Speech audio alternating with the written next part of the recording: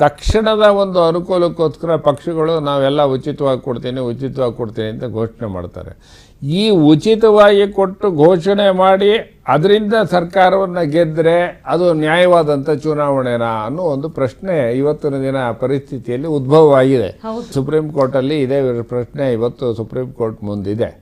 ಹಾಗಾಗಿ ಇದು ಆಯಾ ಕಾಲದ ಬದಲಾವಣೆಗೆ ತಕ್ಕಾಗಿ ಇಷ್ಟು ದಿನ ಏನಿರಲಿಲ್ಲ. ಏನೋ ಮ್ಯಾನಿಫೆಸ್ಟೋನಲ್ಲಿ ನೀವು ಏನು ಹೇಳಿದ್ರು ಸಹ ಅದು ನೀವು ಹೇಳ್ಬೋದು, ಏನು ನಾವು ಈ ರೀತಿ ಸರ್ಕಾರ ನಾವು ಈ ಸಾಧನೆ ಮಾಡ್ತೀವಿ ಅಂತ. ಅದೇನಾಗಿದೆ, ಈ ಮ್ಯಾನಿಫೆಸ್ಟೋಲಿ ನಮ್ಮ ಸರ್ಕಾರ ಬಂದರೆ ಈ ಸಾಧನೆ ಮಾಡ್ತೀವಿ ಅನ್ನೋದು ಇವತ್ತೇನಾಗಿದೆ, ನಿಮಗೂ ಎಲ್ಲ ಉಚಿತವಾಗಿ ಕೊಡ್ತೀನಿ, ಎಲ್ಲ ಬಿಟ್ಟು ಕೊಡ್ತೀನಿ, ನೀವು ಕೂತಿದ್ದ ಕಡೆನೇ ಯಾವ ಹಣ ಖರ್ಚು ಮಾಡಬೇಕಾಗಿಲ್ಲ ಅನ್ನೋ ರೀತಿ ಇದು ತಿರುಗಿಬಿಟ್ಟಿದೆ. ಒಬ್ಬ ವ್ಯಕ್ತಿ ನನಗೆ ಮತವನ್ನು ಕೊಡು, ನಿನಗೆ ಮತವನ್ನು ಕೊಟ್ಟರೆ ಈ ರೀತಿಯಾದಂಥ ಅನುಕೂಲವನ್ನು ಮಾಡಿಕೊಡ್ತೀನಿ ಅಂತ ಹೇಳಿ ಆ ಒಂದು ಇದನ್ನು ಜನಕ್ಕೆ ಆಕರ್ಷಣೆ